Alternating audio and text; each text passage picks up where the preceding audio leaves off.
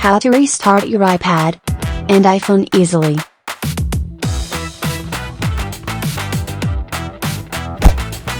First, make sure you have at least iOS 12 installed. You can check the version under Settings, General, followed by Software Update. Now, under Settings, Accessibility, followed by Assistive Touch. Make sure the Assistive Touch feature is being turned on.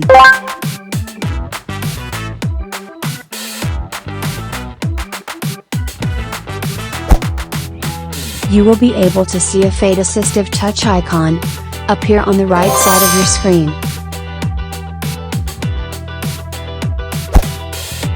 To restart your iPad and iPhone, simply click on the icon, Device, followed by More.